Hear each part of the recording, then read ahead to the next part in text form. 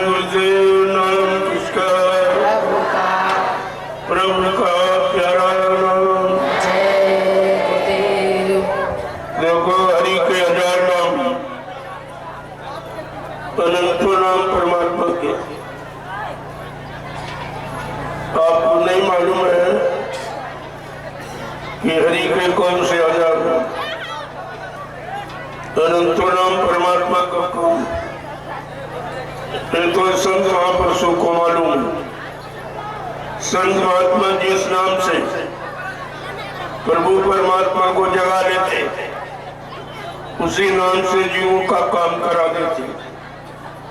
तो इसमें कोई शंका नहीं होनी चाहिए, यह शंका का विषय नहीं है। हर युग में नया पुरुष नए नाम को लाया। जब यहाँ सतयुग था तब योगियों ने हरि नाम जगाया था, जिसको प्रहलाद और ध्रुव ने जपा था। गोस्वामी जी महाराज ने सतयुग के नाम की महिमा को रामचरितमानस में लिखते हुए कहा है कि नाम है जपा तो हरि कीन्ह प्रसादु, भक्ति सिरो मणि भय प्रहलादु, कि ध्रुव संगला निज पे हरि नामु, पाए वाचा ले अनुपम ठाऊ। ध्रुव प्रहलाद ने हरि नाम का जाप किया। प्रहलाद के गुरु ने कहा, बच्चा ये समय का जगाया नाम है, तुम्हारी नाम को याद करो, सिमरन करो, तुम्हारा कोई बाल बाका नहीं कर सके।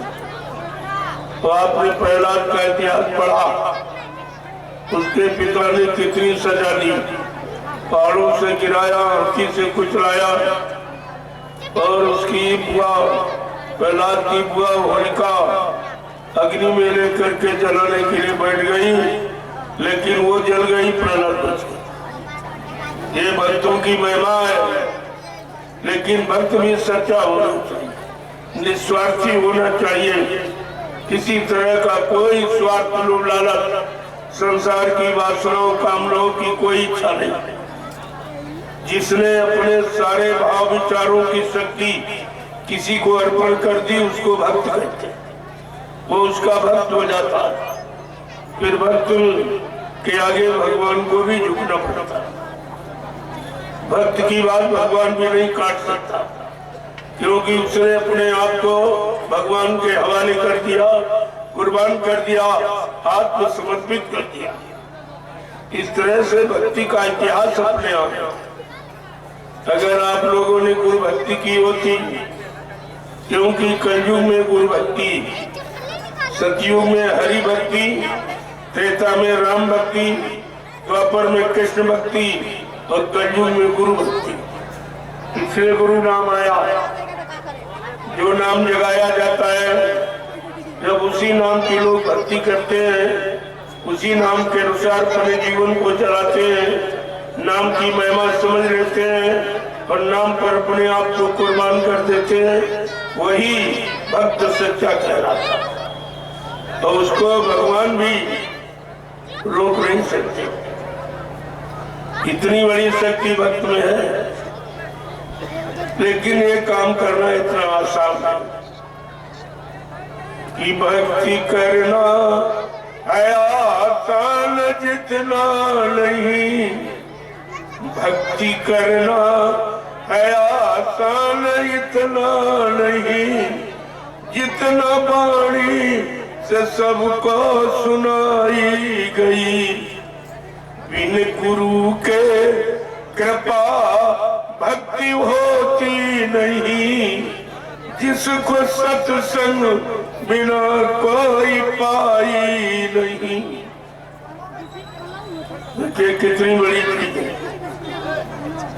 कि भक्ति स्वतंत्र सदा सुख खानी, और बिन सत्संग न पावे प्राणी। का भक्ति इतनी आसान नहीं है, लेकिन बिना संतों के संग, बिना संतों के वचनों को समझे भक्ति आप कर ही नहीं सकते। इसलिए कि वेद पुराणों में महिमा नवधा भक्ति की, लोक सुख का जो आधार माना गया, सब पड़े जीव है। देखिए कैसे कहते हैं, सब पड़े जीव है काल के जाल में, भक्त की महिमा किसी ने जानी नहीं। भक्ति करना है आसान जितना नहीं, भक्ति करना है आसान इतना नहीं, जितना वाणी से सबको सुनाई गई। बिन गुरु के कृपा भक्ति होती नहीं, जिसको सत्संग बिना कोई पाई नहीं। भक्त भगवान भक्त भगवान का मेल है भक्ति से, बिना भक्ति के भगवान मिलते नहीं। भक्ति भगवान का मेल है भक्ति से, और बिना भक्ति के भगवान मिलते नहीं। प्रेम भक्ति से जिसने पुकारा उन्हें, प्रेम भक्ति से जिसने पुकारा उन्हें, उनकी दुख दर्द विपदा मिटाई गई। कितनी बड़ी बात है। अगर प्रेम भक्ति से, निर्मल भक्ति से, चेतन भक्ति से अगर आप मालिक को पुकारो, आपकी अवस्था, लेकिन आपकी निर्मल भक्ति नहीं है, क्योंकि आपका खान पान गंदा हो गया, आपके भाव विचार गंदे हो गए, आपका क्रियाकर्म गंदा होगा, इससे कोई भक्ति आपने स्वीकार नहीं होगी। न जड़ भक्ति न चेतन भक्ति, दोनों भक्ति आपकी अधूरी रह गई। जड़ भक्ति का भी लाभ आपको नहीं मिला, जो आप पूजा पाठ तीरथ व्रत दान होम जब जब गंगा स्नान करते हैं, जड़ भक्ति। इस भक्ति के करने से भगवान नहीं मिलता। ये शरीर इंद्रियों से की जाती है तो शरीर इंद्रियों को लाभ मिलता, मान मिलेगा, सामान मिलेगा, सम्मान मिलेगा। अगर आत्मा से भजन करोगे तो भगवान मिलेगा। ये भगवान मिलने वाली ये सामान मिलेगा। जो आत्मभक्ति, जो गुरु के द्वारा रास्ता मिलता, किसी को गुरु भक्ति कहते, किसी को प्रेमा भक्ति कहते। जब आप इस भक्ति को समझ लोगे तो तुम्हारा सब काम बच जाएगा। लेकिन भक्ति बिना पाक साफ निर्मलता की नहीं होती। भक्ति के लिए विनम्रता, शीलता, सौम्यता, चरित्रता, निर्मलता, ये सब चाहिए। इसलिए आप जो भी भक्ति कर रहे हो कोई लाभ आपको नहीं मिला। तुमने देवी देवता की पूजा की, कोई मिला? कोई देवी मिली, देवता मिला? उसने कुछ कहा आपने? जो आपने पेड़े बताए, चढ़ाए, उसने खाया, स्वीकार किया तुम्हारा?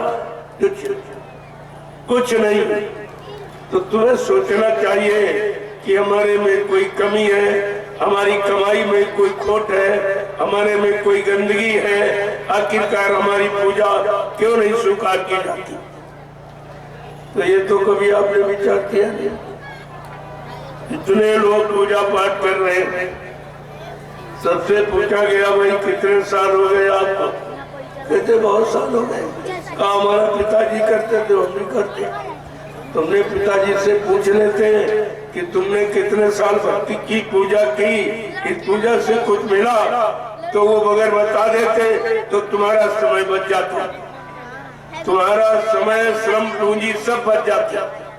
लेकिन न तुमने उनसे पूछा, न उन्होंने बताया, और ये सिलसिला बराबर चलता चला जा रहा।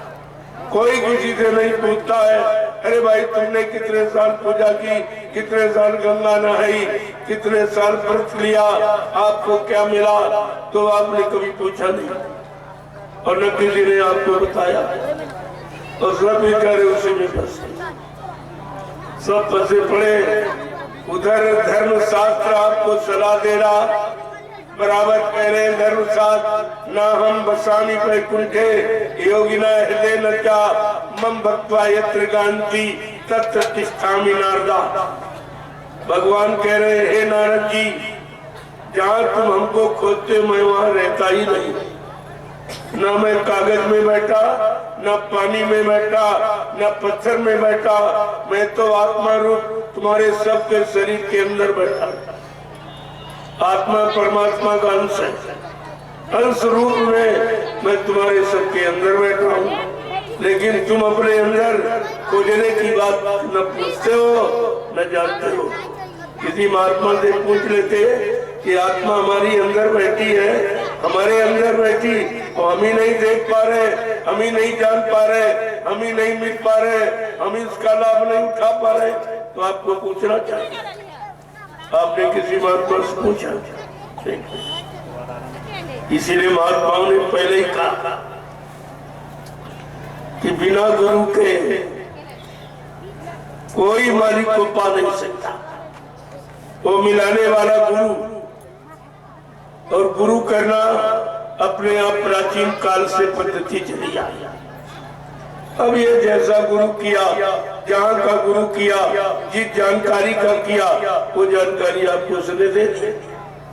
जैसे प्राइमरी का गुरु अलग है, जूनियर का अलग, इंटर का अलग, डिग्री का अलग। इसी तरह से ये गुरु तुम्हारे साथ कितने जोड़े गए? प्रथम गुरु पिता और माता, जो है रक्त बीज के दाता। दूसरे गुरु भई वो दाई, जो गर्भवास की मैल छुड़ाई। तीसरे गुरु नाम जो धारा, ले नाव जो गाँव पुकारा। चौथा गुरु जो शिक्षा दीना, तब संसारी मार्ग कीना। पांचवा गुरु जो दीक्षा दीना, राम नाम का सुमरन कीना। छठवां गुरु भरम सत्तारा, ओंकार से नाता जोड़ा। लेकिन सतवां सतगुरु और शब्द लखाया, और जहाँ का जीव तहाँ पहुँचाया। जय गुरुदेव। प्रेमियों, ये सतगुरु का काम। आज सौभाग्य से तुम्हें सतगुरु मिले, लेकिन आपने उनको पहचान नहीं पाया, अपना बना नहीं पाया, अपनी जीवात्मा का कल्याण नहीं करा पाया, अपने पाप कर्मों में माफी नहीं दिला पाया, अपने तो कोई काम नहीं कर पाया। फिर सतगुरु के आने का लाभ क्या? उनके आने का, तुमको उनके पास जाने का क्या लाभ है? जो उन्होंने दिया और तुमने लिया, लेकिन उसका लाभ कुछ नहीं प्राप्त किया, क्योंकि आपने किया नहीं। कोई चीज लेके रख लो, दवा लेके रख लो तो क्या बीमारी चली जाएगी। दवा अगर खरीद लो तो खरीदने से बीमारी चली जाएगी। फिर जेब में रखो, कहते हमारे दवा पड़ी हुई, तो क्या बीमारी चली जाएगी। बीमारी जाएगी खाने से, वो भी जिस हिसाब से वो डॉक्टर वैद्य हकीम बताए, जिस परहेज के साथ बताए।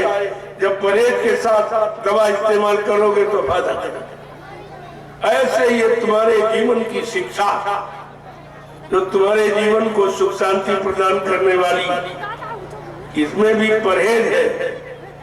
सबसे बड़ा परहेज क्या है? जैसा करो आहार वैसे बने विचार, और जैसा खाओ अन्न वैसा बने तन मन, और जैसा पियो पानी वैसी हो बीमारी। ये भारत धार्मिक देश के लिए ये नियम कानून बना हुआ। अगर इसे मानते रहोगे तो आपको लाभ मिलता रहेगा, नहीं मानोगे तो कुदरत सजा दे देगी। ये बीमारियां क्यों आई, बीमारी क्यों बढ़ रही है? डॉक्टर में पता नहीं लगा पा रहे, उनके बाद कोई दवा ही नहीं। अभी आपके सामने एक बीमारी आई थी कोरोना नाम, कोई दवा आज तक उसकी बना पाया किसी के पास? सब अंदाजा इलाज तुम्हारा करते, किसी को क्यों की ये कभी थी नहीं। जब थी नहीं तो उसकी मतलब जानकारी नहीं थी, उसके जानकार वैद्य डॉक्टर भी नहीं थे, तो वो थे ही नहीं, और जानकारी नहीं थी और दवा बनी नहीं थी, तो दवा देता कौन? सब अंदाजा इलाज हो रहा, और उसमें कोई लाभ नहीं मिला। करोड़ों चले गए, झटके में कुछ नहीं कर पाए। कुछ डॉक्टर फेल, दवा फेल, और तुम्हारे जितने जिम्मेदार वो सब फेल। ना प्रधानमंत्री मदद कर पाया, ना मुख्यमंत्री, ना राष्ट्रपति, कोई मदद नहीं कर पाया। प्रेमियों, ये है कुदरत की नाराजगी, जो मैं आपको बताने आया हूँ कि आखिरकार बीमारी क्यों नहीं जा रही, बीमारी ये बढ़ती क्यों जा रही, लड़ाई झगड़े बढ़ते क्यों जा रहे, परेशानियां बढ़ती क्यों जा रही, तकलीफें बढ़ती क्यों चली जा रही। आपको इस पर विचार करना चाहिए। और आपका सब उल्टा हो रहा, तुम धर्म कर रहे हो, धर्म बढ़ गया, तुम्हें पुण्य सिखाया गया या पाप बढ़ गया, तुम्हें सत्य कहा गया बोलो, यहाँ झूठ सब बोलने लगे, तुम्हें कहा रहे और दया करो या मार काट हिंसा होने लगे। ये सब उल्टा कैसे होगा? इस पर आपको विचार करना चाहिए। ये तुम्हारी व्यवस्था अब व्यवस्था में परिवर्तित क्यों हो रही, ये बिगड़ क्यों रही है, और दिनों दिन तबाही बढ़ी जा रही है।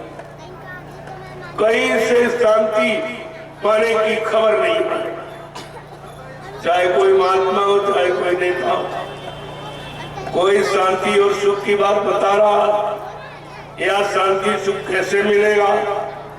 और आप पूरे दिन जो मेहनत करते हो केवल सुख शांति पाने के लिए, खेती करते हो, दुकान करते हो, दफ्तर करते हो, बिजली व्यापार मजदूरी करते हो, किसके लिए? कि सुख और शांति मिल जाए।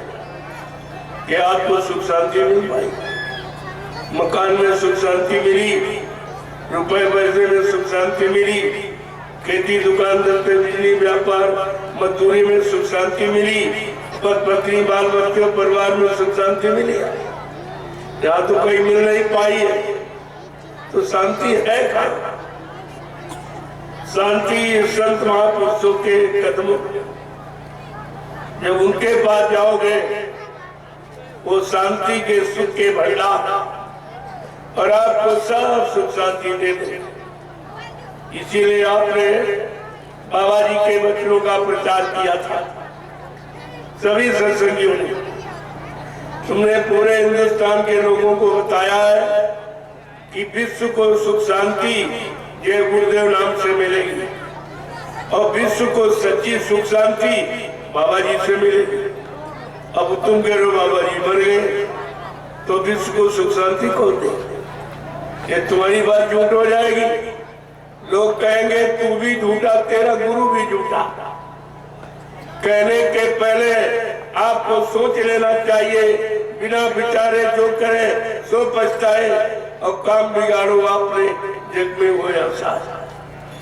आपने वही काम, तुमने वो काम किया है, अपने गुरु का अपमान किया। जिस गुरु ने आपसे कितने वादे किए हैं, कितने वचन आपको सुनाए हैं, कितनी यानी भूमिका बनाई और व्यवस्था, और आपसे मतलब यानी प्रतिज्ञा की मैं कलयुग को भगाऊंगा और सतयुग को लाऊंगा, ये कौन करेगा? किसी इंसान की बस की बात है ये? अरे गुरु को छोड़कर तुम जिनके पास गए हो उनसे पूछो कि तुम कलयुग को भगा सकते हो, सतयुग को ला सकते हो? क्योंकि बाबा जी का वादा है। और काल से ये भी पूछो, क्या तुम नया सुरक्षा रोजी रोटी की व्यवस्था दे सकते हो? क्या महंगाई गरीबी बेरोजगारी को तुम हटा सकते हो? टैक्सों की भरमार को तुम रोक सकते हो? और बाबा जी का वादा है कि मैं विश्व को सुख शांति दूंगा, विश्व में नया सुरक्षा कायम करूंगा। हिंदुस्तानी नहीं, विश्व में जो विश्व का परिवर्तन करने के लिए आया, आपने उसी को कह दिया मर के चला गया। क्या विश्व का परिवर्तन कोई कर सकता? यहाँ भगवान राम और भगवान कृष्ण आए, उन्होंने देशी प्रदेशी परिवर्तन किया है, लेकिन विश्व परिवर्तन धरती पर किसी ने नहीं किया। ये बाबा जगदेव जी महाराज की आवाज कि मैं विश्व का परिवर्तन करने आया हूं, और इस परिवर्तन को न कोई रोक सकता है, न कोई कर सकता है। और मैं ऐसा परिवर्तन करके दिखाऊंगा जिसको हिंदुस्तानी नहीं सारा विश्व नमस्कार करेगा। ये कितना बड़ा वादा है, कितनी बड़ी प्रतिज्ञा है। अगर ये वादा पूरा नहीं होगा तो लोग गुरुओं को संतों को झूठा कहेंगे, सदगुरुओं की बात नहीं मानी जाएगी। एक तो सारा इतिहास गुरु का, संत का, सदगुरु का समाप्त हो जाएगा। ये सब आपको विचार करना चाहिए, लेकिन आपने कहीं से कोई विचार नहीं किया। पहले प्रचार करते रहे, अब उल्टा प्रचार करने लगे। पहले आप कहते थे बाबा जी युग दृष्टा है, युग सृष्टा है, युग प्रवर्तक है, अब कह रहे वो मर गए, ये सब कहां चला गया? ये कहना और प्रचार करना ये सब झूठा। कितने 3 साकेत महायज्ञ किए, और कहा बच्चा पहला साबरमती अहमदाबाद का, दूसरा अयोध्या का, तीसरा काशी बम भोले नगरी का, और कहा चौथा यज्ञ अभी बच्चा बाकी जो सतयुग आगमन का होगा। वो यज्ञ में जब कराऊंगा तो 6 महीने पहले प्रचार करूंगा उस यज्ञ का। और वो यज्ञ किसी पुरानी धार्मिक नगरी में नहीं होगा, पुरानी धार्मिक बड़ी नदी किनारे नहीं होगा, बड़े शहर कस्बों में नहीं होगा। वो चौथा यज्ञ एक बियाबान जंगल में एक छोटी सी नदी, और उस जंगल में 10 करोड़ प्रेमी इकट्ठा होंगे। उस सतयुग आगमन के यज्ञ में 10 करोड़ प्रेमी इकट्ठा होंगे। मैं उसी यज्ञ में सतयुग आने की तारीख की घोषणा करूंगा। ये सब आप भूल गए। तुम्हारे पास गुरु का कोई वचन नहीं, सत्संग का कोई वचन नहीं, तभी आप भ्रमित हो गए। और बाबा जी ने इसीलिए आपसे कहा था कि बच्चा मेरे सत्संग वचनों को बहुत संभाल के रखना। जैसे लोग रुपया पैसा सोना चांदी हीरे जवाहरात को गांठ में बांध के रखते, ऐसे मेरे बच्चों को संभाल के रखना। अगर कहीं मेरे सत्संग बच्चों को तुमने भुला दिया तो मेरी दुआ दया के भंडार से तुम करोड़ों को पीछे चले जाओ। और आज आपके लिए वही वही। अब ये दया कहाँ मिलेगी? क्या गुरु वाला दया कोई चेला दे देगा? तुम्हें भी नहीं समझ पाए। जब तुम मथुरा जाते थे गुरु का दर्शन करने जाते थे कि चेलों का दर्शन?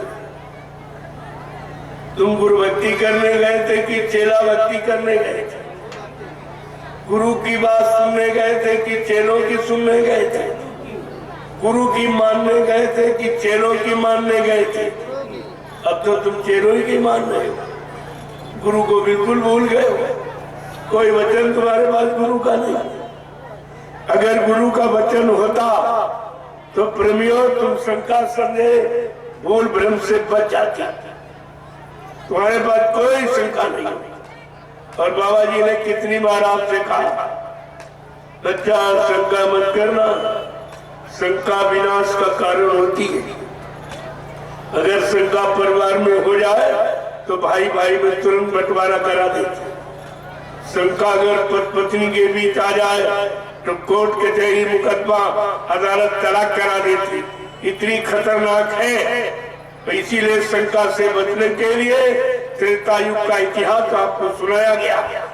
वो विद्वान ब्राह्मण रावण का जो 4 वेद 6 7 18 पुराणों का ज्ञाता था, उत्तम कुल पुलस्त करना की शिव बिरंच पूजे वो हकी, जो जिसने ब्रह्मा विष्णु महादेव को यानी अपनी आराधना और साधना से बस में कर दिया था, लेकिन समय के जगाए नाम की शंका से नहीं बच पाया।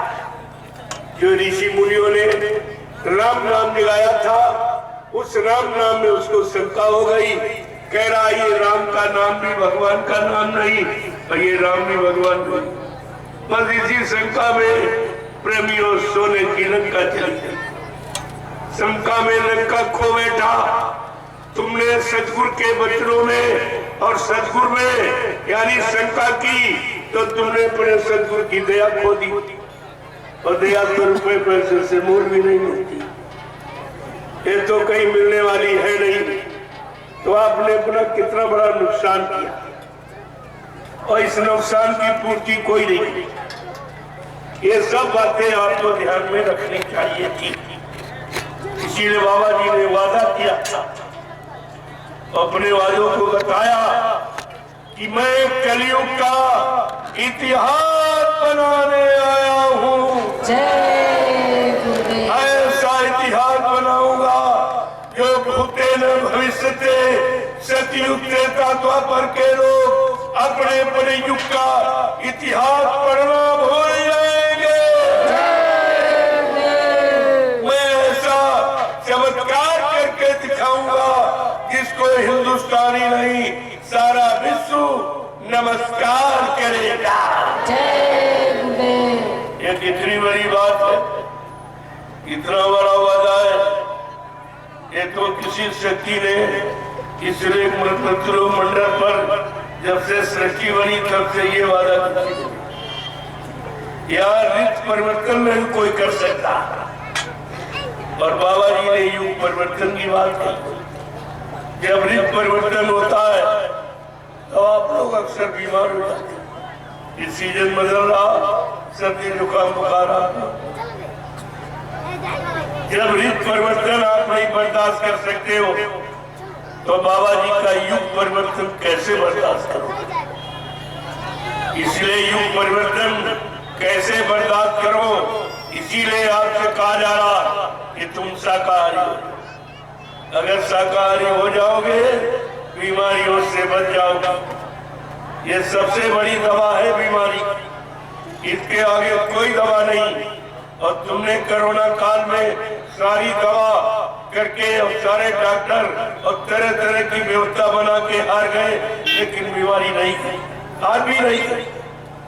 और फिर जोरदारी करते, वो चीन से पहले भी फैली थी, आज भी चीन में 5000 व्यक्ति रोज मर रहा। ये सब साफ हो जाएगा, सब साफ हो जाएगा। केवल भारत बचेगा, वो भी संत महापुरुषों की दया से, नेताओं की दया से नहीं, संत महापुरुषों की दया से बचेगा।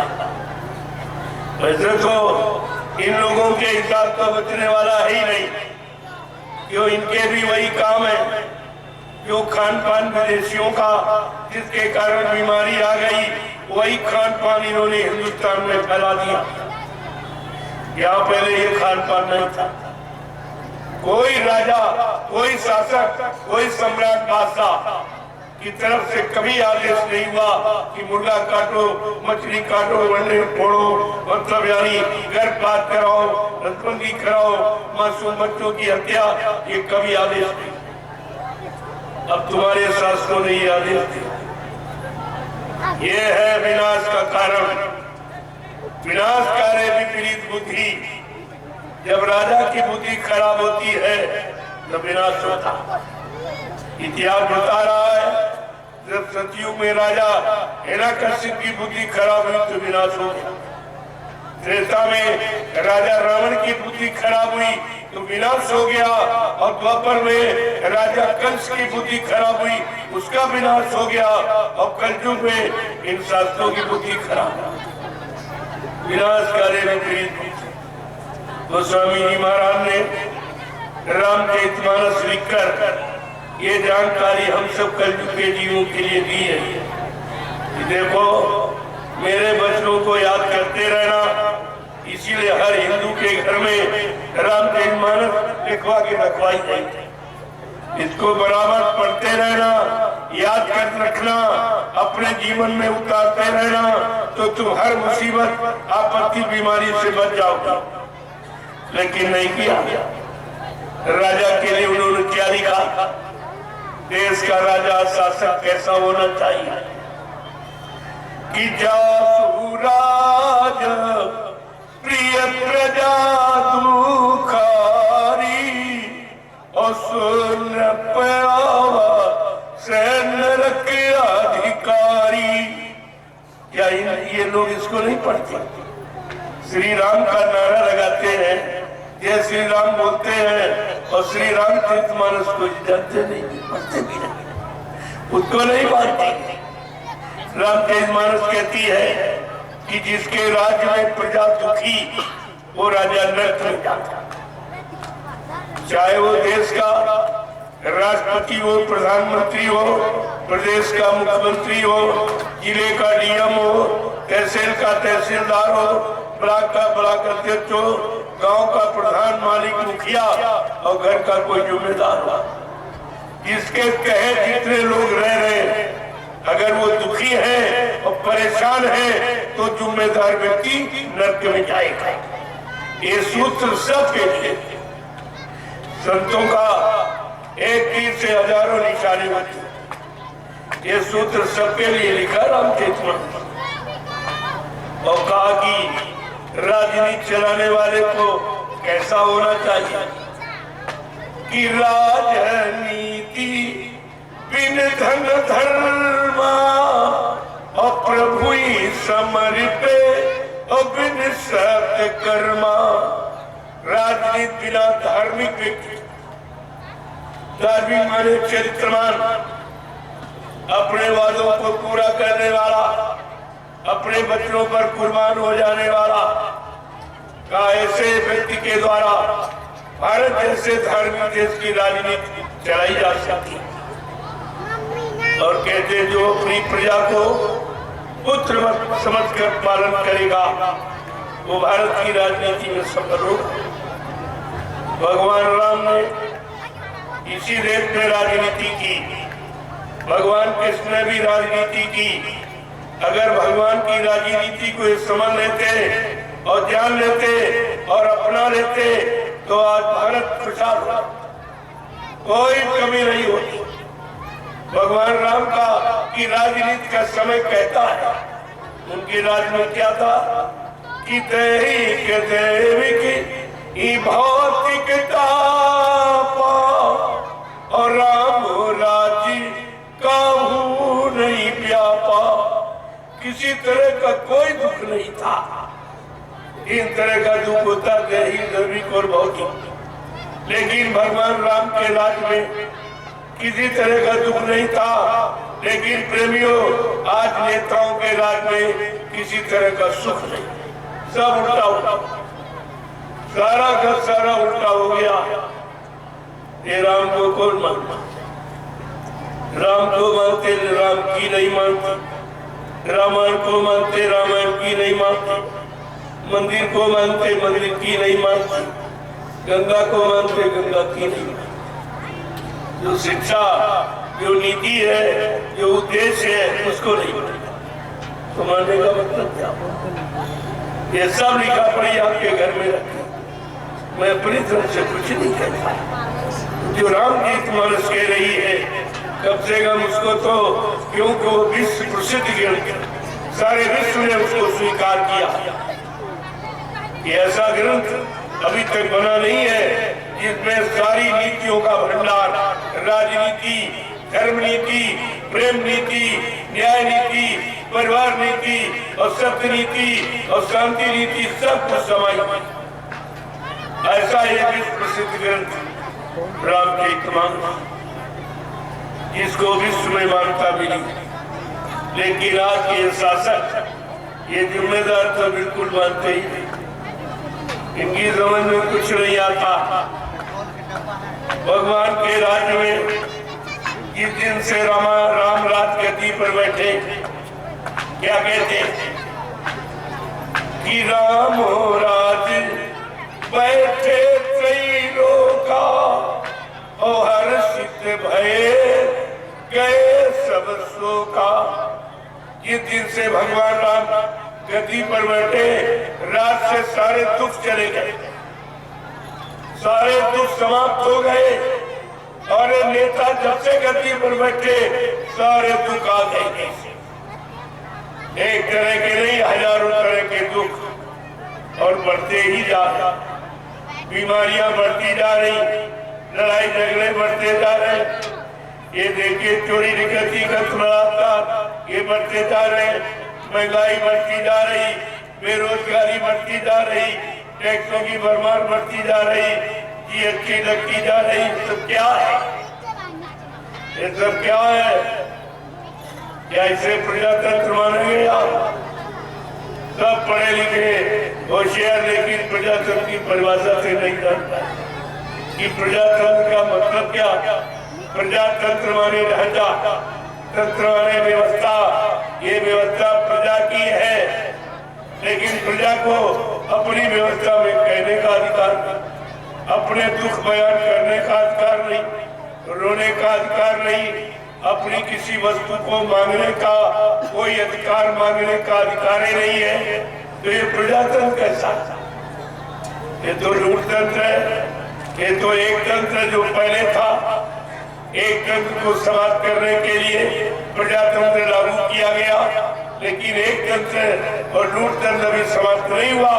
केवल प्रजातंत्र का केवल नाम, बाकी काम सब वही हुए। ये बताओ तुम्हारी परेशानी कौन? कोई तुम्हारी परेशानियों में आया तुम्हारे गांव में? तुमसे कोई मिलने आया? तुम्हारे दुख तकलीफ दूर करने के लिए कोई खड़ा हुआ? आज तक कोई आया? जिनको आपने चंदा नोट वोट दिया, न कोई नेता आया। और जिनको दान दक्षिणा रोटी रोटी लंगोटी देते रहे, न कोई महात्मा आया। ये तो दोनों नहीं आए, तो फिर तुम्हारी कौन सुने? कौन तुम्हारा हमदर्द, कौन तुम्हारा रहनुमा, कौन तुम्हारा सुचिंतक सहयोगी होगा? इस पर आपको विचार करना चाहिए। मैं ही क्यों आया? तो आपने बुलाया नहीं, हमारा आपका कोई परिचय भी नहीं। लेकिन ये साधु संत महात्मा परिचय नहीं थे। परमारथ के कारण साधु धरा शरीर, जो परिवार समाज के धर्म ही आया है, वो परिचय नहीं अपना देता, वो जात पाती नहीं बताता, जात पाती में नहीं फंसाता। उनका एक लक्ष्य कि सर्वभूत रहता, सारे जीवों का कल्याण, सबका कल्याण हो, सबको लाभ मिले, सब सुख शांति, प्रेम प्यार मोहब्बत, सेवा दया सदाचार, परमात्मा की यादगार करते रहे और अपने अंदर माँ बहन बेटी बहू की परख पहचान रखी। तो ये जीवन आपका और ये समाज और ये परिवार सब खुशहाल हो जाए, लेकिन बगैर इसके कुछ नहीं हो सकता। और बाबा जी ने ऐलान करके कहा था जोर लगाने रहे जमाने, तू कब तक जोर लगाएगा? जग में जय गुरुदेव का झंडा लहर लहर लहराएगा। कहा था अभी महात्मा समझा रहे, सब तरह तो तुमको मना रहे, अगर तुमने महात्माओं की बात न मानी, उनके कहने पर बच्चों पर विश्वास न किया, तो पीछे कुदरत खड़ी है, अपने एक टिल्ले लपड़ थप्पड़ में 20 करोड़ को 12 सेकेंडों में किया। और बाबा जी ने कहा था ऐसी स्थिति में ये जितने काले नीले पीले हरे लाल झंडे लिए घूम रहे, ये देश के जिम्मेदार, ये अपने अपने झंडों को फेंक कर अगर तुम्हारे जय गुरुदेव प्रभु नाम के झंडे के नीचे अगर ना आए तो इस बाबा को बाबा मत कहना। ये कितनी बड़ी सच्चाई है, ये कितना बड़ा चैलेंज है, ये समझ में किसी की नहीं आ रहा कि और नहीं कोई कह रहा, और तुम्हारे हित में कोई तुम्हारे पास नहीं आया, तुम्हारी कोई सुनने नहीं आया, परेशानी बीमारी में तुम्हारी कोई मदद करने नहीं आया। जब मैंने देखा ये कोई नहीं को कोई फिक्र नहीं, तब मैं 88 ऋषियों की तपोभूमि नैमिषारण्य से ये जय गुरुदेव आध्यात्मिक जन जागरण शाकाहारी काफिला लेके निकला और आपके लिए महाप्रसाद लेके आया। तुमको प्रसाद किसी ने नहीं दिया, तुम्हारे घर आके किसी ने प्रसाद दिया, इन सड़कों पे गलियों पर बुलाकर किसी ने प्रसाद दिया, या इस तरह प्रसाद किसी ने बांटा? ये हिंदुस्तान का पहला रिकॉर्ड, न पहले किसी ने, न आज न आगे कोई दे सकेगा। ये महाप्रसाद है। प्रसाद बनाना प्रेमियों सब तो नहीं आता, प्रसाद खरीदा नहीं जाता, प्रसाद बनाया जाता। खरीदा तो लाची दाना और पेड़े बता से खरीदे जाते हैं, लेकिन इनके अंदर प्रसाद यानी गुण भरा जाता है। ये बीमारी में परेशानी में कैसे तुम्हारी मदद करें, क्या क्या तुमको लाभ दे, जो अपने सदगुरु को खुश करने का, उनके वचनों पर चलकर, उनके आदेश हुकुम को मानकर, उनके द्वारा दी गई नाम कमाई करके अपने सदगुरु को जिसने खुश कर दिया, वो अपने सदगुरु की दुआ दिया किसी जड़ वस्तु में शामिल करके आपका काम करा सकता, आपकी परेशानियों के लिए दवा बना सकता। जो काम दवा नहीं करती है वो काम दुआ कर देती है। जब मुर्शिद कामिल मिलता है तो बात खुदा से होती है। जो खुदा परमात्मा से मिलाने वाला, ये बीमारी उसके लिए क्या, ये लड़ाई झगड़े उसके लिए क्या, ये महंगाई गरीबी टैक्स उसके लिए कुछ, वो तो एक झटके में खत्म कर देगा अगर तुम उनकी बात मान लो। लेकिन तुम सत महापुरुषों की बात सुनते ही नहीं, और सुनते हो तो मानते नहीं, हंसी मजाक उड़ाते। अब आप मुसीबत में फंस गए, तुम्हारी कोई सुनने वाला नहीं, फिर भी उनको तुम्हारी चिंता हुई और तुम्हारे लिए महाप्रसाद ये सब जीवों को दी। ये जल्दी से हिंदुस्तान में बांट दो सब, और उसके बदले आपसे कुछ नहीं लिया, प्रसाद के बदले आपसे कुछ नहीं। ये दरबार है, दरबार में लुटाया जाता है, लूटा नहीं जाता, किया जाता है, लिया नहीं जाता। प्रेमियों, ये सतगुरु का सच्चा दरबार, दरबार और दुकान में यही फर्क, जो आज धर्म के नाम पर दुकानें लोग खोले हैं, वहाँ बगैर पैसे के आप कोई सामान नहीं खा। पहले कहेंगे सेवा दो, चंदा दो, रजिस्टर पर लिखो, रसीद कटाओ, ये करो वो, लेकिन देने की बात कोई नहीं कही। मिलेगा आपको कुछ नहीं, और ये दरबार आपको देने वाला। तो तुम्हें ये सोचना चाहिए कि देने वाला और लेने वाला, ये दोनों दरबार कौन है? अगर ये जान जाते तो आप कभी इस दर को छोड़ते ही नहीं, न सदगुरु को छोड़ते न उनके दरबार को छोड़ते, क्योंकि जहाँ पर दया मिलती, ये दया प्रेमियों का ही नहीं, ये दया का घाट और ये दुआ का, ये मन का हृदय है, ये आत्मा का हृदय। आत्मा में दया है, मन में दुआ, जो दुआएं मांगता है काल के सामान का, कि भोगों के सामान को मांगता रहता है ये मन। और इसी में फंस करके यहाँ कितने युग बीत गए, अभी तक निकल नहीं पाया। और आप इसी मन की सलाह मानते हो, इसी मन का कहना मानते हो, जो मन कहता वही करते हो, तो इसीलिए तुम भी नहीं निकल पाए। कितने युग निकल गए, जब से जीवात्मा ये अपने घर सतलोक से आई अभी तक जा नहीं पाई, क्योंकि यानी मन को इसने साथी बना लिया।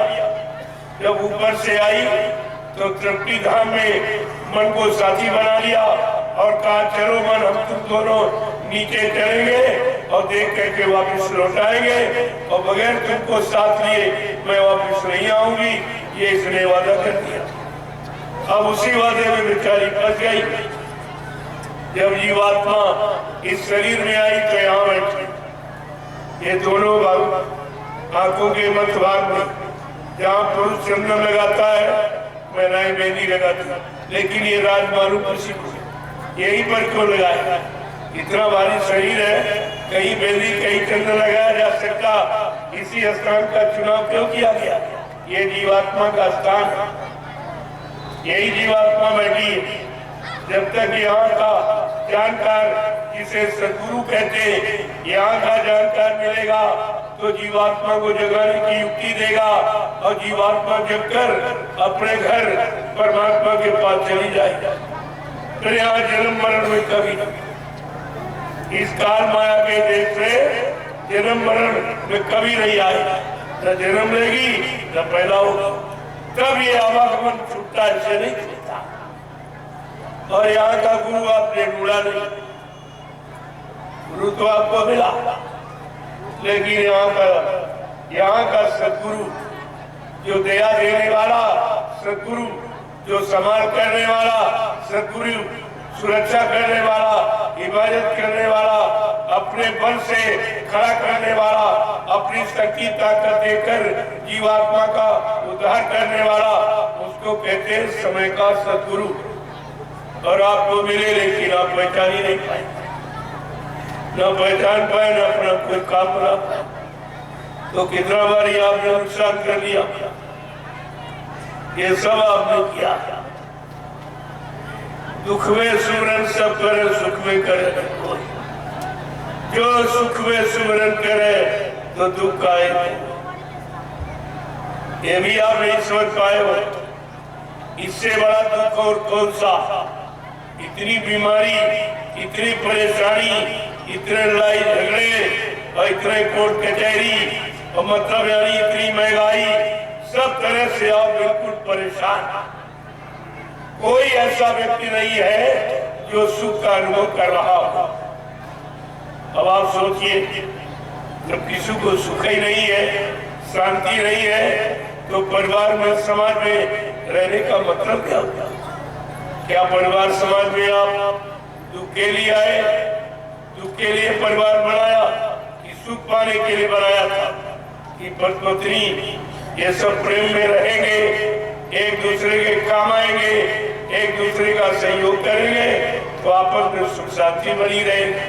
वो भी लड़ाई झगड़े बदल गया। अब तो सब जगह प्रेमियों, ये कलयुग है, कलयुग। कलयुग का मतलब समझते हो? कल है युग, कल है माने लड़ाई झगड़े का युग है। और कलयुग का प्रभाव आप देख लीजिए, आज परिवार में भाई भाई में लड़ाई झगड़ा, पति पत्नी में लड़ाई झगड़े, बाप बेटे में लड़ाई झगड़ा, हिंदू मुसलमान सिख ईसाइयों में, ब्राह्मण क्षत्रिय वैश्य सज्जनों में, राजा और रैयत में, यहाँ तक मंदिर और मस्जिद में भी झगड़ा। ये कलयुग का प्रभाव। इसलिए संत महापुरुषों ने कहा, कलयुग घेरे चारों ओर, मनुआ जी योग होगी। तुम किधर जाओगे? कलयुग में तुम्हारे सारे रास्ते बंद, सुख शांति के, आराम के सारे रास्ते तुम्हारे कलयुग ने बंद कर दिए। इसलिए बाबा जी ने तुम्हारे लिए संकल्प लिया कि मैं कलयुग को भगाऊंगा, तब तुम्हारे सारे रास्ते खुल जाएंगे, सुख शांति के सारे रास्ते खुल जाएंगे। इसलिए बाबा जी ने ये संकल्प लिया, मैं कलयुग को भगाऊंगा और सतयुग को लाऊंगा। ये कितनी बड़ी चीज है, ये किसके लिए? हमारे उनको क्या चाहिए? वो तो नित्य सतयुग कलयुग दोनों से बड़ी, न वो सतयुग में है न कलयुग। वो तो जीवों के लिए सुख शांति के लिए ये व्यवस्था बनाने का, और कहा मैं ऐसी व्यवस्था बनाऊंगा, मेरी व्यवस्था के आगे एक दिन सारा विश्व नतमस्तक होगा, सारा विश्व स्वीकार करेगा। और यहाँ परिवार की व्यवस्था बिगड़ गई, समाज की व्यवस्था बिगड़ गई, देश की व्यवस्था बिगड़ गई, और बाबा जी कह रहे हैं मैं विश्व की व्यवस्था बनाऊंगा, विश्व को सुख शांति दूंगा, सबको न्याय सुरक्षा, रोजी रोटी मिलेगी, और महंगाई गरीबी ये समाप्त हो जाएगी, बेरोजगारी खत्म हो जाएगी। जो बच्चे पढ़ लिख के निकलेंगे, एक हाथ में डिग्री, एक हाथ में अपॉइंटमेंट लेटर, ऐसी व्यवस्था से उस व्यवस्था का संकल्प बाबा जी ने लिया, और उसी व्यवस्था को लाने का यह प्रयास है। और आप देख रहे हो कैसी शुरुआत, कोई भेदभाव रखा जा रहा नहीं, नहीं गरीब को नहीं, हम अमीर को प्रसाद दिया जाए, या ऊंची जाति को नीची जाति, ऐसा सबको समान रूप से प्रसाद का वितरण, ये व्यवस्था है कि वितरण की व्यवस्था समान रूप से होगी। ये वितरण व्यवस्था आपको समझाई जा रही है, वितरण व्यवस्था की परिभाषा बताई जा रही, भूमिका बताई जा रही कि वितरण की व्यवस्था समान रूप से, कोई ये नहीं कि उनको अनुसूचित जाति, वो जनजाति, वो पिछड़ी जाति है, सब मानव एक जाति, मानव स्वतः एक ही जात, दूसरी जात नहीं। पशुओं में जाति जातियों को आप देखते हो कि घोड़ा है, गधा है, ऊंट है, हाथी, लेकिन मनुष्य में कौन जाति दिखाई?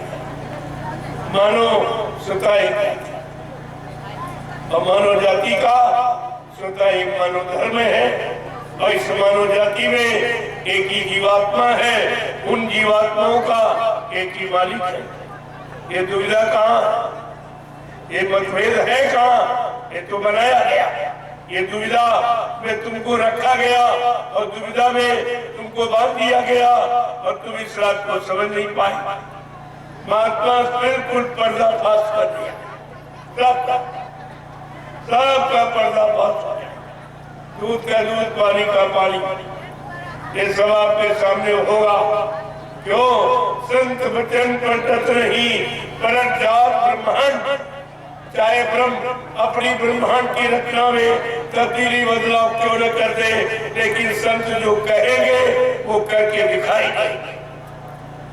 प्रभुओं, इसीलिए बाबा जी ने आपसे कितनी बार कहा कि सूरज पूरब में निकलता है, ये पूरब के बजाय पश्चिम में निकलने लगे, तुम इसको मान लेना। ये जमीन आसमान की जगह ले ले, आसमान उतर कर जमीन की जगह पर आ जाए, इसको भी तुम मान लेना। लेकिन बच्चा, जो मैं मंच पर बैठकर बोल दूंगा वो इधर उधर होने वाला नहीं है।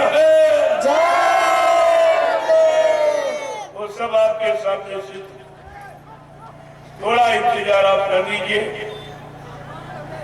मैंने ये बिगुल बजा दिया है महाप्रसाद का, जो हिंदुस्तान में कोई नहीं, कोई धार्मिक मिशन और कोई राजनीति, ये प्रसाद वितरण कोई नहीं कर सकता। प्रसाद बनाना ये किसी को मालूम नहीं, प्रसाद बनाया जाता, खरीदा नहीं जाता। आज प्रसाद बनाकर मैंने विचारण की पावन पवित्र भूमि से चला, उत्तर प्रदेश का कुछ हिस्सा लेकर बनारस में मैंने एक कार्यक्रम किया वहां प्रसाद, वहीं से प्रसाद बराबर आपकी रांची झारखंड में एक सप्ताह का भंडारे का कार्यक्रम करके वहां नित्य प्रसाद वितरण, वहां तो 50 क्विंटल प्रसाद बांटा गया। इतना यानी बस वहीं से मैंने आपके बिहार के लिए रवाना ये काफिला लेकर आपके बिहार के लिए चल पड़ा। गया जिले से मैंने बिहार में प्रवेश किया हूँ और 2 महीने आपके बिहार में रहूंगा और यही संदेश शाकाहारी बनने का, ताकि तुम्हारी बीमारी और परेशानी और लड़ाई झगड़े और ये तुम्हारा दुख तकलीफ ये सब चली जाए।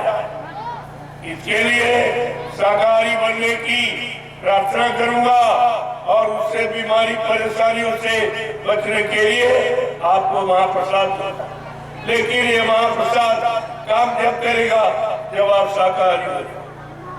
बगैर परहेज के दवा नहीं काम करता, ये परहेज है।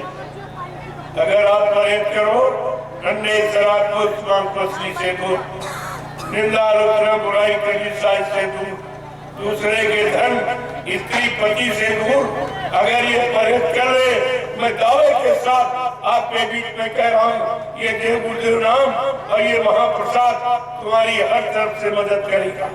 चाहे बीमारी हो, चाहे कोई लड़ाई झगड़ा हो, चाहे दुर्घटना हो, कोई समस्या हो, सारी समस्याओं का निदान समाधान ये महाप्रसाद है। अभी इसके बारे में कोई जानता नहीं।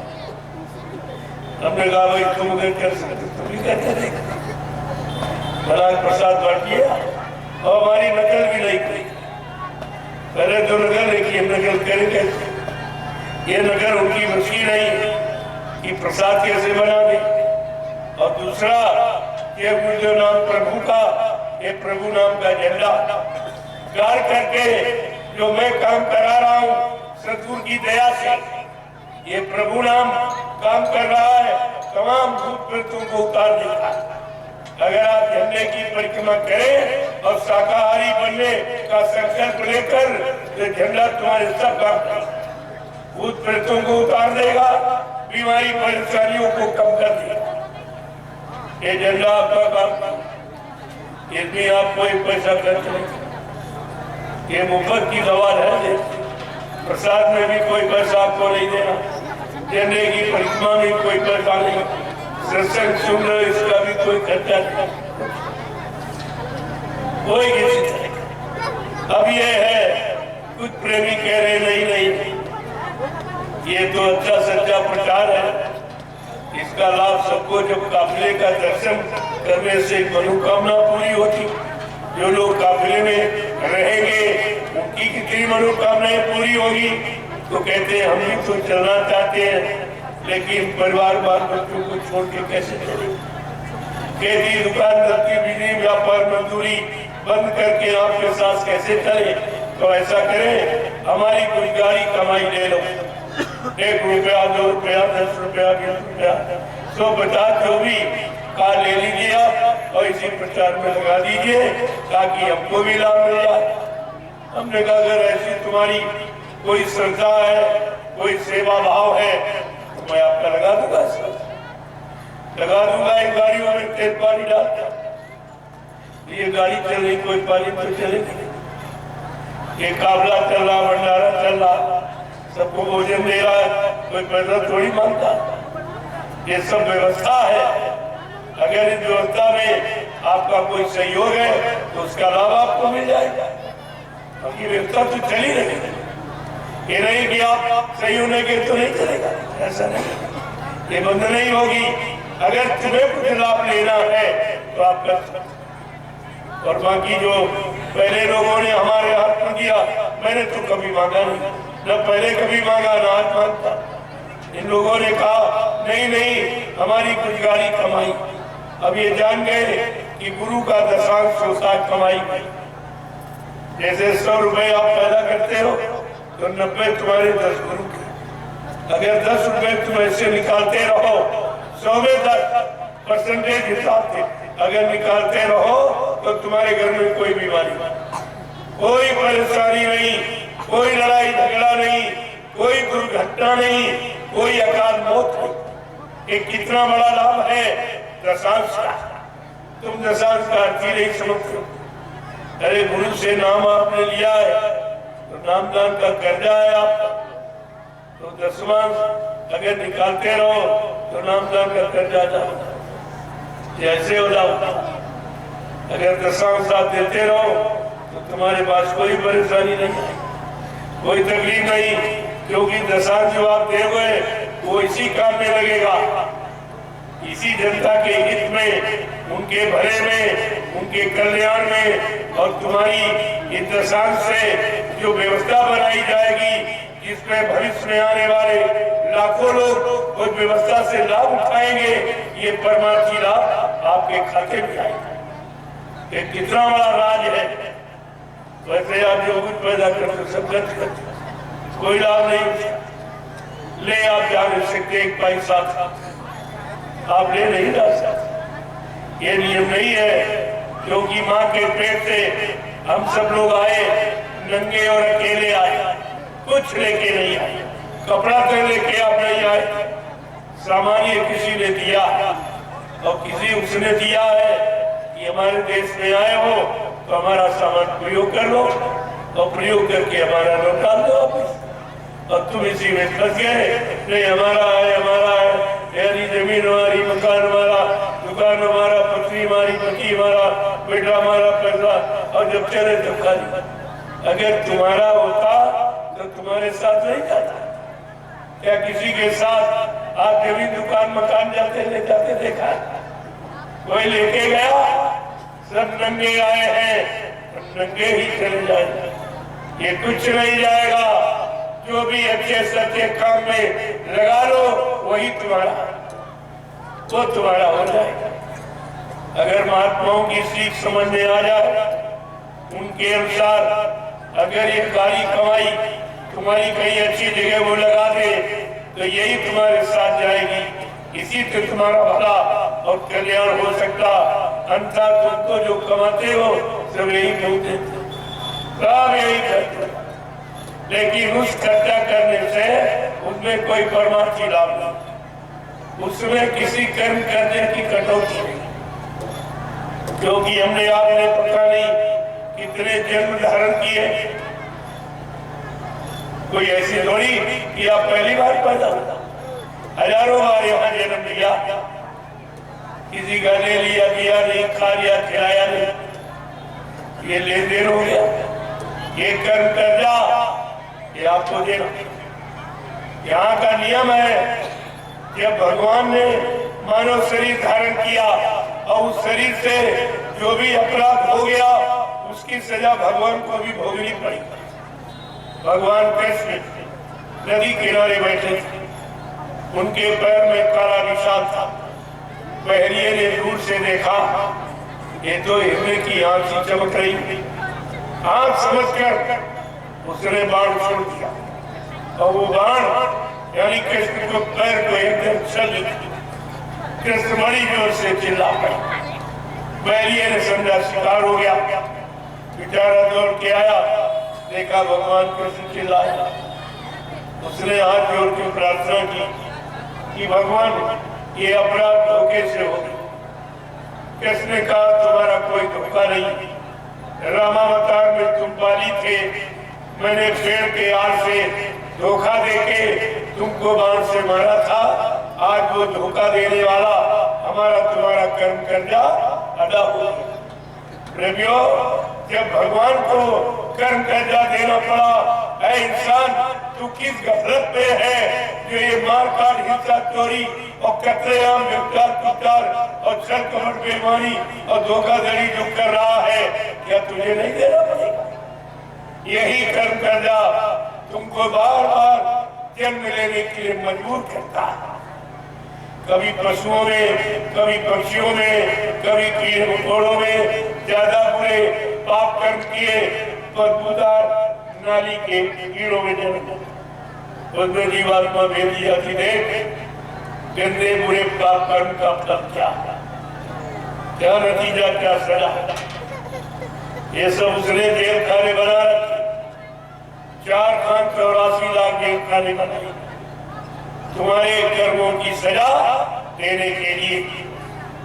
और तुम इस रात को जानते नहीं, क्यों कभी सत्संग सुनते नहीं हो, संतों के पास कभी जाते नहीं, उनकी बातें कभी आप मानते नहीं हो, अपने जीवन में कभी उतारते नहीं हो, तब ये 4 लाख नरकों की योनियों से आपको कभी छुटकारा भी नहीं मिलेगा। ऐसे रोते चिल्लाते रहो। जन्म मरण तसे दुख होई, जन्म मरण की असहनीय पीड़ा ये आप सहते रहो। इसलिए हमारी आपसे एक प्रार्थना है कि आप लोग शाकाहारी। मैं नई बात नहीं बता रहा हूँ। जब माँ के पेट से बच्चा पैदा होता, चाहे हिंदू घर में हो चाहे मुसलमान के घर में, किसी जाति में, कि माँ ने पैदा होने के बाद अपने बेटों को अंडा खिलाया, मुर्गा का मांस खिलाया, बकरे का मछली का मुर्गा मांस खिलाया, क्या कोई दारू गांजा भांग अफीम कोई चस्म सब खिलाया? हर माँ ने अपने बच्चे को अपना दूध पिलाया। ये दूध शुद्ध शाकाहार। अगर दूध से संबंधित जो भगवान खुदा ने हम सब इंसानों के निमित्त जो भोजन बनाया, सीजनल अनाज और सीजनल दालें और सीजनल सब्जियां, फल फूल मेवे, दूध मक्खन मलाई घी, इसको कहते हैं शुद्ध शाकाहार। सात्विक आहार, इंसानी खुराक और मानवीय भोजन इसी को कहते हैं। अगर आप मानवीय भोजन करते होते, आप में मानवता बनी रहती, आप में रह दया बनी रहती, आप में परमात्मा की यादगार बनी रहती, आपके मन मस्तिष्क में माँ बहन बेटी की पहचान बनी। लेकिन आपने तो ये काम किया। अरे परमात्मा खुदा ने जितने जीव जंतु बनाए सबका भोजन अलग, पशुओं का अलग, पक्षियों का अलग, जंगली जानवरों का अलग, कीड़े मकोड़ों का अलग, और आदमी इंसान का भोजन सबसे अलग बनाया, क्योंकि भगवान को इंसान बहुत प्यारा है। भगवान राम ने कहा भी है, गोस्वामी जी महाराज ने रामचरितमानस में लिख के बताया कि भगवान ने इंसान के प्रति अपना क्या भाव बताया कि सब मेरे इस सब मम उपजाए और किन में आधी के मनुज में भाए। भगवान क्या कह रहे हैं? ये जो भी तुम दो आंखों से देख रहे, ये जितने भी जीव जंतु जो धरती पर आपको दिखाई दे रहे, भगवान खुदा कह रहा है सब मेरे बनाए। आदमी इंसान ने, विज्ञान ने कोई जीव जंतु नहीं बनाया। जब आपने बनाया नहीं तो मारने काटने का अधिकार किसने दिया? यही आपने पहला पाप किया। इसी पाप की सजा जो आप तुम दुर्घटनाएं देख रहे हो, ये उसी पाप की सजा है। तुमने किसी की टांग काटी, तुम्हारी टांग तोड़ दी, किसी का हाथ काटा, गर्दन काटा, मुर्गे का गर्दन काटा, एक्सीडेंट हुआ, तुम्हारी गर्दन अलग पड़ी, शरीर अलग पड़ा, ये उसी की सजा है।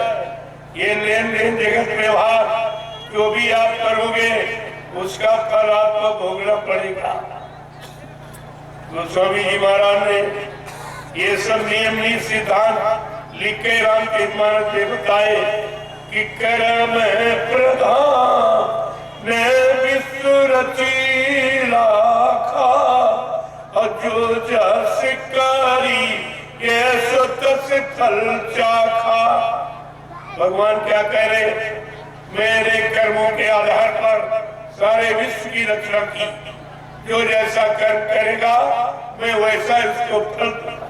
ना मैं माफ कर सकता हूँ, ना खत्म कर सकता हूँ, ना अदला बदली कर सकता हूँ।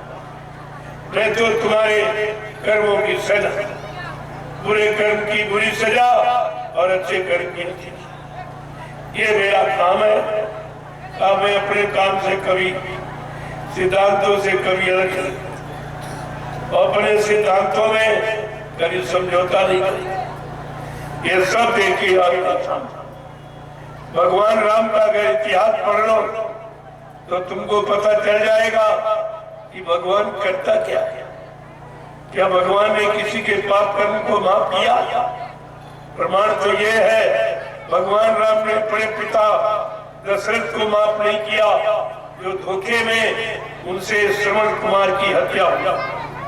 भक्त श्रवण कुमार की हत्या, एक हत्या पर भगवान राम ने अपने पिता को नहीं माफ किया। तुमने अपने जीवन में कितनी हिंसाएं, हत्याएं की, कितने मुर्गे काटे, कितने बकरे काटे, कितनी मछली काटी, कितने अंडे फोड़े, कितने गर्भपात करके मासूम बच्चों की हत्या किए हुए बैठे हो। बोलो तुमको कौन सा भगवान माफ करेगा? पहले भगवान का इतिहास पढ़िए, तुम्हारी अकल एकदम खुल जाएगा कि मैंने बहुत भारी अपराध किया। आज उसी अपराध की माफी मिलने के लिए, देने के लिए समृद्ध आत्मा दयालु आए और आपको सब प्रकार से माफ करने का वादा किया। लेकिन तुमने उनकी भी बात नहीं मानी, उन पर भी तुमने विश्वास नहीं किया। तो बताओ तुमको पाप कर्मों की माफी कौन करेगा? कभी तुम बैठकर सोचते विचारते हो? कुछ नहीं, तुम्हारी समझ में कुछ नहीं आता। भगवान राम के इतिहास में 3 घटनाएं हैं उनके जीवन की। पहली घटना, उन्होंने अपने पिता को नहीं माफ किया। दूसरी घटना, कुंभकर्ण को नहीं माफ किया। कुंभकर्ण का क्या अपराध था? कुंभकर्ण मांस खाता था, शराब पीता था, इसके कारण भगवान ने उसका वध कर दिया। तो कम से कम कुंभकर्ण का वध सुन के पढ़ के तो आपको चेत जाना चाहिए कि भगवान ने कुंभकर्ण को नहीं माफ किया। अगर हम ये सब काम करेंगे तो हमको कैसे माफी मिलेगी? अगर भगवान राम का कानून आज लगा दिया जाए, तुम परिवार में, समाज में रहने वाले कितने लोग बचोगे? तुम सब शराबी कमाबी हो।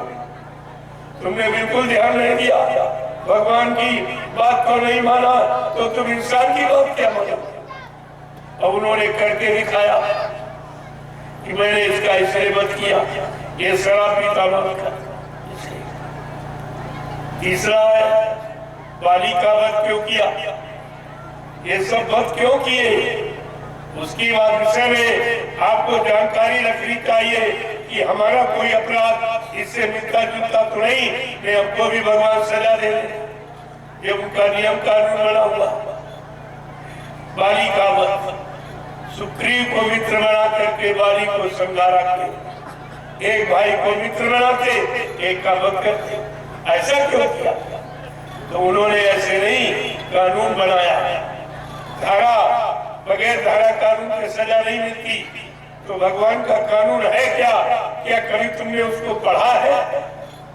क्या कानून बनाया है कि अनुज वधू भगनी सुत नारी और सुन साठ ये कन्या सामुचारी, इन्हें कुदरा की बिलोक जोई और ताये बधे कछु पाप न होई। प्रेमियों, ये पूजा सीताराम। क्या तुम सीताराम की पूजा कर सकते? तुम सीताराम के पुजारी हो कि सजा पाने के अधिकारी? ये सीताराम चिल्लाने से सीताराम नहीं मिलेगी। छापा तिलक गिरे हुए, चंदन मंदन, दाढ़ी बार रखने, लाल पीला कपड़े पहनने सीताराम। ये तो शरीर की बनावट, ये भेष है। भेष में कभी भगवान नहीं मिलता है। भगवान मिलता है भक्ति से, और भक्ति बगैर पाक साफ निर्मल चित्त के होती नहीं। ये सब याद आपको रखना चाहिए। तो भगवान राम ने क्या कानून बनाया? अनुज वधू, अनुज माने छोटा भाई, वधू माने स्त्री। छोटे भाई की स्त्री भी बहू के समान मानी जाती है। भगिनी माने बहन, और बहन के लड़के की स्त्री भी बहू के समान। और कुंवारी कन्या, ये चारों निजी कन्या के समान। इन पर कोई बुरी नजर डाले या अपनी गंदी पाप की आदत से इनके चरित्र को खराब करने की कोशिश करे तो भगवान राम का कानून कहता कि ऐसे इंसान का अगर वध कर दिया जाए तो कोई पाप नहीं। क्या आप लोग इस अपराध से बच सकते? तुम्हारी तो नारी समाज पर दृष्टि पड़ते ही गंदी हुई। तुम कैसे बचे? कैसे भगवान की पूजा कर? इसीलिए सीताराम आपको मिले नहीं। रोज चिल्लाते सीताराम श्री लगाता 6 महीने सीताराम का पाठ, लेकिन सीताराम किसी तो चिल्लाने से थोड़ी मिलते।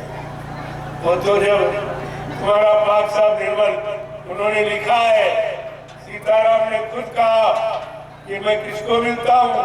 अरे रामचरित मानस का उत्तरकांड तो पढ़िए आप। सीताराम ने क्या कहा कि निर्मल मन इजन सो ही पावे और मोए चाल छी कपट नाई मावे। कितना साफ था, कितनी सरल भाषा में भगवान राम सीताराम कह रहे मैं किसको मिलता हूँ। कहा जिसका मन पाक साफ निर्मल पवित्र, न मंदिर बनाने को मिलता हूँ, न पूजा करने वाले को मिलता हूँ, न तीर्थ व्रत में जाने, न गंगा नहाने वाले को मिलता हूँ। जिसका मन पाक साफ निर्मल पवित्र है उसको मिलता हूँ। वो मुझे मिलता, मैं उसको मिलता हूँ। आवाज सबके मन गंदे तो तुम सीताराम को नहीं मिल पाओ। जो काल शक्ति, जब काल शक्ति से नहीं मिलने के लायक आप नहीं बन पाए तो दयाल शक्ति से कैसे मिलोगे? ये तो दयाल शक्ति जो क्षमा करने आई, माफ करने आई, जीवात्मा निभाकर परमात्मा से मिलाने आई, तुम्हारे सारे पाप कर्मों को माफी दिलाने आई, तो इस दयाल को तुम कैसे पाओगे? ऐसा विचार आपको रखना चाहिए। ये भगवान राम के कानून है। तो सीताराम चिल्लाते रहे तो कहीं कुछ नहीं, किसी को नहीं, कोई बता नहीं। सीताराम का पुजारी हो चाहे कृष्ण, चाहे शिव जी, कहते शिव जी भांग पीते थे। अरे भाई किसने देखा? किसने पीते देखा? ये मनगढ़ंत जो पाप दोष लगाते हो, इसके भी अपराधी आप माने जाओगे, इसकी भी सजा मिलेगी आपको कि शिव जैसा वैरागी त्यागी उसको तुम कह रहे हो गजेड़ी बने नहीं था। ये उपाधि देते, ये अपराध के सिवा तुमने कोई अच्छा काम किया ही नहीं। शिव जी वो शिवलोक में बैठे, तुम यहाँ कहा, यहाँ कहा शिव, यहाँ होते तो तुम्हें मिल जाते। विष्णु जी विष्णुलोक में बैठे, यहाँ होते तुम्हें मिल जाते। ब्रह्मा जी ब्रह्मलोक में बैठे, यहाँ होते तुम्हें जरूर मिल जाते। भगवान राम साकेत लोक में बैठे, यहाँ होते तो आप में मिल जाते। भगवान कृष्ण गोलोक में बैठे, ये सारे लोग इस मृत लोक के ऊपर, ये सब, ये सबसे नीचे है मृत लोक। यहाँ जो भी आएगा उसको मृत के हवाले होना पड़ेगा। ये सब बातें आपको ध्यान में रखनी चाहिए। तुमने सत्संग सुना ही नहीं, सुना तो अमल नहीं किया, जीवन में उतारा नहीं, तो बोल बोल में रह गए। आप क्या मिला? क्या मिला? तो बड़े सीताराम के कानून बहुत कठिन, सीताराम की भक्ति बहुत कठिन है। काल शक्ति है, काल की भक्ति बहुत कठिन, काल शक्ति की भक्ति बहुत कठिन। उन्होंने और भी कुछ एक कानून बनाया, वो तो तुम्हारे लिए और कठिन है। क्या बनाया कि जननी समो इजानो पर नारी और धन पर आए विश्व से भी से भारी। ये तो और कठिन हो जाएगा। बड़ा स्त्री को अपने माँ के समान जानो और पराया धन जहर का जहर मानो। ये दोनों का तुम्हारे मुश्किल।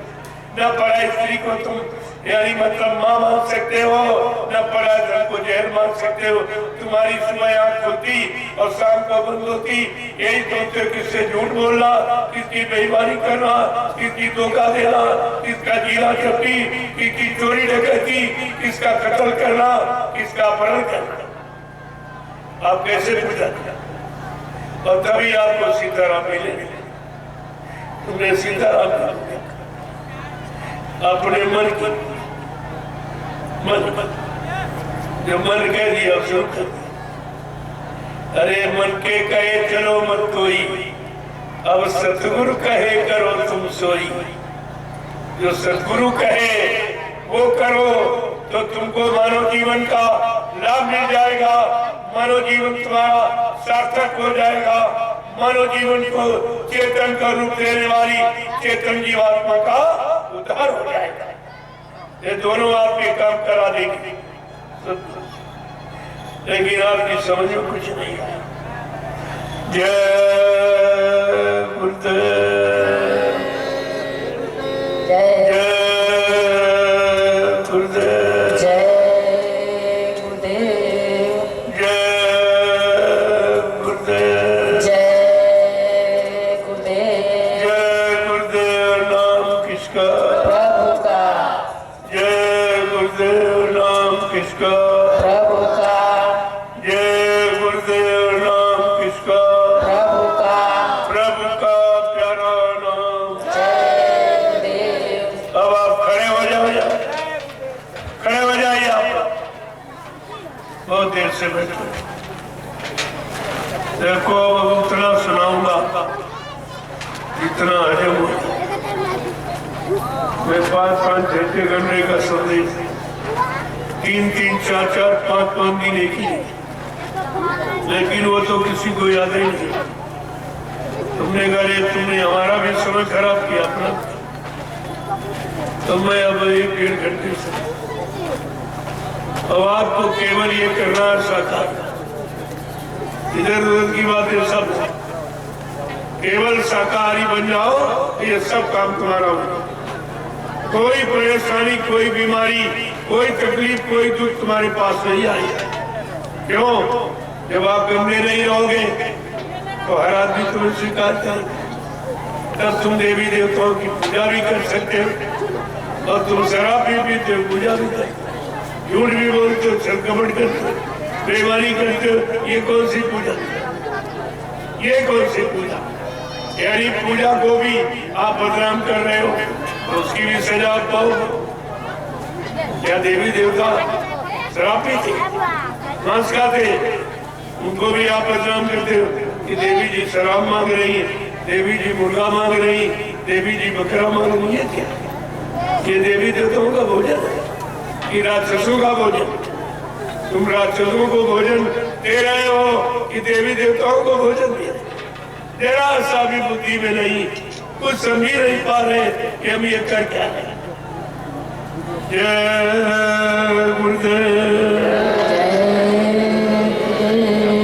जय गुरुदेव, जय गुरुदेव नाम किसका, जय गुरुदेव नाम किसका, प्रभु का प्यारा नाम। जोर से बोलो, सब मिल बोलो, बोलना होगा, अभी से बोलो। दुख दर्द हरेंगे, सब कष्ट मिटेंगे, सुख शांति भी देंगे, सबके दाता, सबके मालिक। प्रेम से बोलो, ये नाम नहीं इंसान का, प्रभु का, ये काम नहीं इंसान का। ये काम है प्रभु का। अब प्रेमियों, इंसानों के बस का काम नहीं। ये 70 साल की आजादी ये नेताओं का पूरा परिचय आपको दे, कोई काम तुम्हारा नहीं, किसी भी तरफ का न रोजी न रोटी न न्याय न सुरक्षा, न महंगाई न गरीबी न बेरोजगारी न टैक्स न जीएसटी, कुछ सब में आपको बांध दिया, घेर दिया। तो इनसे तो कोई उम्मीद खत्म हो गई। तो 70 साल का समय बहुत, कलयुग में तो 70 साल के एक जीवन है, इतने दिन आदमी जिंदा ही रहता। एक जीवन आपने इनको सौंप दिया और तुम्हारे जीवन का कोई भी काम नहीं। उधर तुम दान दक्षिणा, धोती रोटी लंगोटी सब देते रहे महात्माओं को, उन्होंने भी कोई आपका काम नहीं। उनकी कोई पूजा पाठ बताई, कुछ भी आपके काम नहीं आई। न कोई मिला, न देवी मिली, न देवता मिला, न भगवान खुदा घाट मिला, कुछ मिला ही नहीं। और सारा सब समय पूंजी आपकी बर्बाद हुआ। और अभी तुम विचार नहीं कर पा रहे। तुम्हारी पढ़ाई लिखाई के जब बुद्धि से काम ही नहीं ले रहे हो, ये पढ़ाई लिखाई डिग्री डिप्लोमा किस बात की? जब तुम अपने लिए कुछ नहीं कर पाए, अपने जीवन की सुख शांति नहीं ले पाए, तो समाज देश को आप क्या दे सकते? क्या आप मदद करेंगे दूसरी? ये सब आपको विचार कर। मैं आपसे एक ही प्रार्थना करूंगा, आपकी दुख तकलीफ का कारण आपका गंदा खाना, क्योंकि जैसा आप भोजन करोगे वैसे विचार बनेंगे, जैसे विचार बनेंगे वैसे कर्म करोगे, जैसे कर्म करोगे वैसा फल मिलेगा। ये बिल्कुल सत्य है, इसमें कोई इधर उधर की मिलावट नहीं शामिल है। तो इसलिए आप लोग शाकाहारी बन जाओ और पूजा करके आपने देख लिया कुछ मिला नहीं तो जरा भजन करके देख। भजन में कोई पूजा में तो बहुत खर्चा, मंदिर बनाओ, मूर्ति खरीदो, पेड़ा बदल से खरीदो, अगरबत्ती फूल लाओ, ये लाओ वो लाओ, और भजन में कुछ। ये मनुष्य मंदिर आपका बना बनाया, मूर्ति परमात्मा की जीवात्मा अंदर बैठी। केवल आपको सुबह शाम 1 घंटा सुबह, 1 घंटे शाम आत्मा से परमात्मा का सच्चा भजन। देखो कितना सरल, कोई खर्चा नहीं, भगवान पाने में कोई खर्चा नहीं, और सामान पाने में बहुत खर्चा।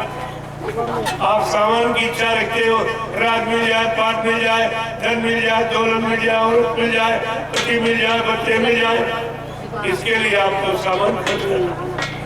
लेकिन भगवान के पाने में कोई कुछ, केवल आपको समय देना है। और खान पान शुद्ध रखोगे तो तन शुद्ध होगा, मन शुद्ध होगा, इंद्रियां शुद्ध होगी, आपका यानी मतलब रहन सहन ये सब शुद्ध, तब आपका पारिवारिक जीवन, सामाजिक जीवन, व्यवहारिक जीवन ये कष्टों से, मुसीबतों से, बीमारियों से मुक्त हो, आपको लाभ मिलेगा। शाकाहारी बनने में कितना लाभ? पहली बात तो जो पैसा धन आप बर्बाद करते हो गंदे खान पान, वो तुम्हारा बच जाए, तुम्हारे बाल बच्चों के पढ़ाई लिखाई के काम आवे, शादी ब्याह में काम आवे, घर मकान बनाने में काम आवे। महात्मा हर तरफ से तुम्हारी मदद करना चाहते, लेकिन तुम उनकी बातें नहीं सुनते। तुम उनका सरल सीधा, जिसमें कोई खर्चा नहीं, सिद्धांत नहीं मानते। इसलिए अब आप थोड़ा लाइफ से देखो। भजन में इसलिए कह रहा हूं कि आपने भजन का वादा कब? जब माँ के पेट में जीवा 5 महीने का जब पेट हुई, तब से आपने वादा करना शुरू किया, क्योंकि अंदर जो गर्भ की स्थिति बड़ी खराब, मुंह नीचे पैर ऊपर उठा, माँ का मलमूत्र बच्चे के मुंह पर से। अब कितनी बदबू है, कितनी दुख तकलीफ से बड़ा और क्या ये गर्भवास की सजा। और वहां कोई आत्मा का रक्षक हितैषी बैठा जो मदद कर देगा। वहां आपने अपनी जीवात्मा से ये वादा किया, जो रामचरितमानस में गोस्वामी महाराज ने लिखा, हमारी सबकी जीवात्मा ने माँ के गर्भ में ये वादा किया कि अब प्रभु कृपा करो यही भांति और सब ताजी भजन करब दिन राती। आपने ये वादा किया कि हे प्रभु, सीताराम राधे साहब, हनुमान, शिव जी, देवी देवताओं से वादा आपका नहीं है, किससे है? प्रभु से। अब प्रभु कृपा करो यही भांति सब तज भजन करब दिन रात। हे प्रभु, ऐसी दया कृपा मेहरबानी करो, हमको इस कर्म के नरक कुंड से बाहर कर। अब ये सहा नहीं जा रहा बर्दाश्त, बहुत जिंदगी बहुत। तो वो कह रहा है कि हमने तुमको तो बहुत बार बाहर किया, यहाँ मुसीबत में तुम वादा करती हो, जब बाहर जाती हो माया की चकाचौंध में हमको भूल जाती हो। तो आपकी जीवात्मा क्या कह रही? नहीं, अबकी बार मानव शरीर में अवसर मिला, मैं दिन रात तुम्हारा भजन करूं, 24 घंटे भजन करने का वादा करके आए हो, पूजा में फंस गए। अब उससे मिला भी कुछ? इतनी आपने पूजा की है, कोई परेशानी दूर नहीं, कोई पूजा ने तुम्हारा काम किया, कोई देवी देवता आए तुम्हारे बीमारी में, परेशानी में, लड़ाई झगड़े में, कभी को दुर्घटनाओं में कोई मदद सहयोग किया? तो यही से आपको समझ लेना चाहिए। अरे कहीं कुछ नहीं समझो, होते तो जरूर, बुलाने पर बोले नहीं, मिले नहीं, आपने सामान चढ़ाया और स्वीकार नहीं किया, तुम्हारा खाया नहीं, लिया नहीं, फिर भी आप नहीं समझे, कोई दुआ, कोई वरदान, कोई आशीर्वाद आपको दिया नहीं। क्या इतने पर भी आप नहीं समझ? कब समझ? इसलिए हमारी प्रार्थना आपसे यही है कि जय गुरुदेव नाम, ये सब प्रभु का वचन काम करते रहो, नाम जपते रहो। कितना सा अपना काम ही करो, शरीर यानी हाथ पैर से काम करते हो और जवान से प्रभु का नाम जय गुरुदेव कहते रहो, काम करते हो। भजन भी हो रहा और काम भी। सिर्फ शाकाहारी, शाकाहारी का मतलब पाक साफ निर्मल पवित्र, कोई गंदगी नहीं। जब आप मंदिर जाते हो तो जूता चप्पल बाहर उतार देते कि जूते में कोई गंदगी लगी होगी, भगवान नाराज हो, और गंदगी अंदर डाल के जाते वो नहीं हो देखना कि तुमने अंडा खाया है, तुमने मुर्गा और मछली बकरे का मोटा मांस खाया है, तुमने दारू पी है, ये सब गंदी वस्तुएं डाल के तुम पूजा करने जाते हो।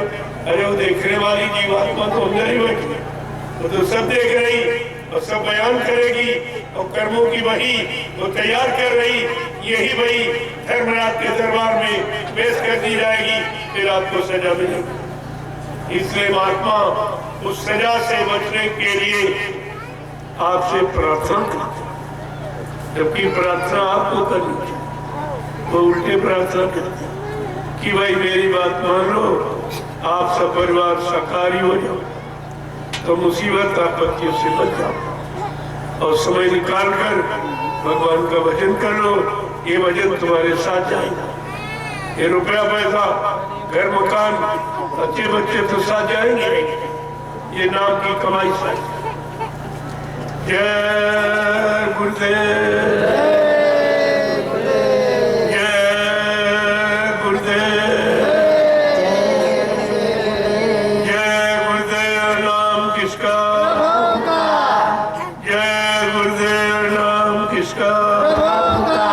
सतयुग कौन लाएंगे, कलयुग को कौन भगाएंगे, विश्व में सुख शांति कौन लाएंगे, जन जन में प्रेम कौन लाएंगे।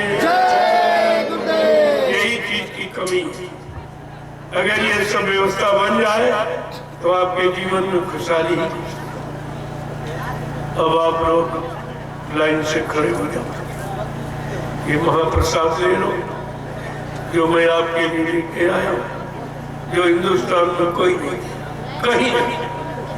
तुम कहीं चले जाओ, प्रसाद तुमको कहीं मिलेगा ही नहीं, और न किसी ने दिया, और इसके बदले आपसे कुछ लिया भी नहीं जाता। ये भी है, ये सब चीजें हैं, तो इसको आप ले लीजिए। एक लाइन में महिलाएं, ये हमारी मर्यादा है समाज में। मर्यादा का ध्यान रखोगे, हमेशा सुख शांति बनी रहेगी। अब आप आइए और ये प्रसाद ले लीजिए। मैं आपका दर्शन करूंगा, आपको प्रणाम करूंगा और आपको वापस। ये 3 काम हिंदुस्तान में कहीं नहीं, तुम कहीं चले जाओ, ये 3 काम कोई नहीं करेगा। ना आपका कोई दर्शन करेगा, ना आपको कोई प्रणाम करेगा, ना आपको मुसीबत आपत्ति बीमारियों से बचाने के लिए कोई महाप्रसाद बना के देगा। ये काम कोई नहीं करेगा। कभी तो लोगों को ये सब स्वीकार करना पड़ेगा। अब कोई नहीं बचेगा जो इसको माने, क्योंकि इसमें सब मिलना ही मिलना है, कुछ नहीं होना। और ऐसा जो नहीं मानेगा। जय गुरुदेव। अब आप लाइन से देखो, जो झंडा गड़ा है तब तक कुछ लोग उसकी परिक्रमा करें। 51 बार, 21 बार, 51 बार, 101 बार। अगर बहुत दिनों का पुराना भूत है तो 101 बार परिक्रमा करना। ये गुरु नाम प्रभु का लेते हुए जब एक चक्कर पूरा हो जाए तो झंडे को प्रणाम करो। लेकिन जब जाओ झंडे के पास ये संकल्प लो कि आज से मैं पूर्ण शाकाहारी हूँ, तब ये झंडा काम करेगा, तब ये प्रसाद भी आपका काम करेगा। अगर आप शाकाहारी नहीं बोलोगे तो ऐसा प्रसाद कुछ कर नहीं। गंदगी में कोई पूजा नहीं स्वीकार होता, और बिना परहेज दवा नहीं काम करती, आप तो जानते हो। अब आप आइए, जय